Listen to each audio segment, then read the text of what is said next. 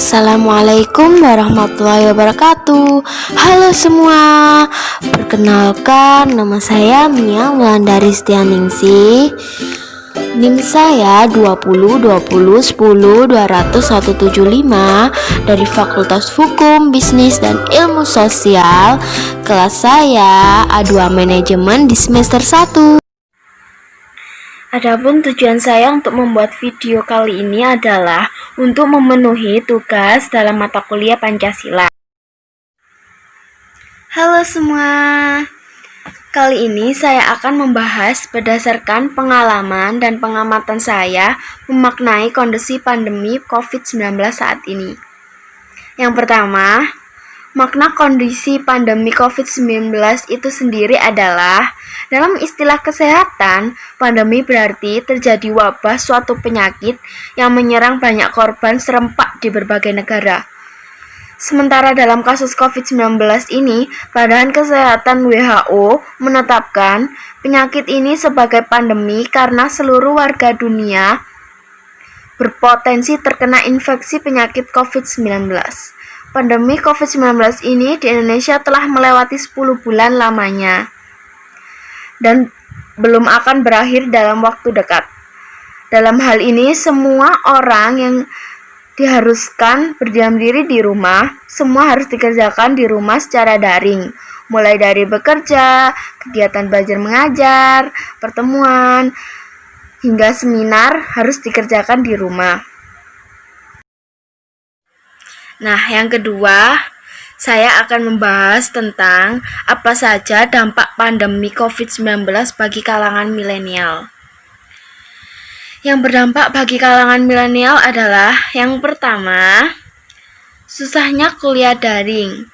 Kekurangan pada pembelajaran dengan menggunakan sistem daring diantaranya, terdapat kendala pada jaringan lemot, membutuhkan biaya untuk membeli paketan internet, kurang memahami materi yang telah disampaikan oleh dosen atau guru melalui media pembelajaran yang berupa e-learning, mencari referensi dalam mengerjakan tugas, dan tidak terikat waktu sehingga harus selalu standby di depan HP atau laptop atau komputer, tidak efisien dalam hal tenaga, waktu, dan biaya. Dan yang kedua, minimnya aktivitas yang dilakukan di rumah.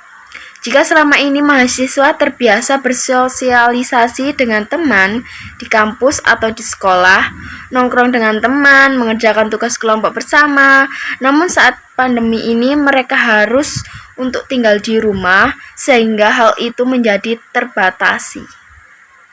Dan yang ketiga, susah mencari pekerjaan. Bagi mahasiswa yang baru lulus akan semakin sulit mendapatkan pekerjaan karena kondisi perekonomian di Indonesia yang merosot tajam. Nah, yang ketiga, yang terakhir, saya akan membahas tentang bagaimana bentuk implementasi nilai spiritual yang perlu ditingkatkan dalam keterkaitan gerakan 3M dengan meningkatkan imunitas dan keimanan.